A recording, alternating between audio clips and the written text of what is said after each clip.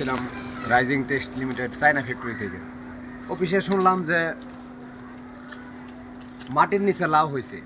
এখন আমরা ছুটির পরে এই জন্য দেখতে আসলাম, সত্যি লাউ হয়েছে। এখানে 28টা, কয়টা লাউ আছে এখানে? 28টা লাউ হয়েছে।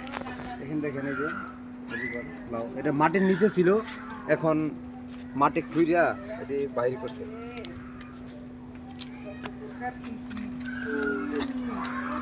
এটা কোন দিন দেখা গেছে?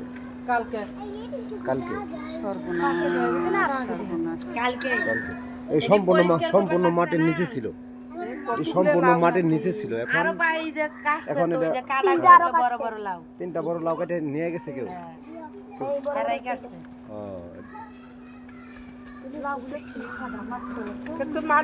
মাটির নিচে তাহলে কালার কেমন হবে? রোদ না পাবে।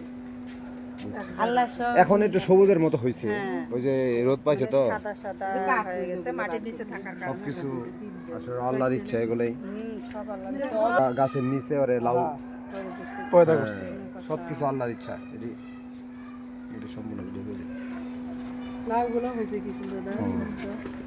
আর এটা মাটির নিচে এটা গুলো আছে ওই দিক ওরা মতন যে আলছে না খুঁজছে আর কালকে আরো নিচে আছে আর মাটি দিছে ওই দিকে গাছ এটাও আছে, এনে গাছ গাছের গুড়া, এটা গাছের গুড়া কলম দিছে না বড় করে। এলা গোড় আছে অতি বহু দিকে।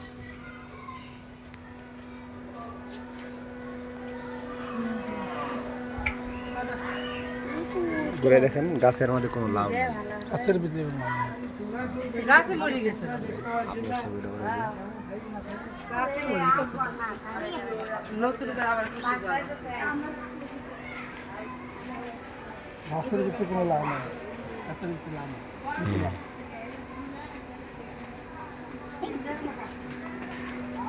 মানুষ আসতেছে, হাজার হাজার মানুষ আসতেছে দেখার জন্য, এটা লাউ দেখার জন্য। এটি সম্পূর্ণ ছিল মাটির নিচে। এখন এটা সম্পূর্ণ মাটির নিচে ছিল, এইটুক ছিল উপরে, কিন্তু এইটুক ছিল সম্পূর্ণ মাটির নিচে। এইটুক মাটির নিচে মাটি ছিল। সবকিছু আল্লাহর ইচ্ছা। ধরে না এটা ধরা নিষেধ, বুঝছো? ধরা যাব না এটা।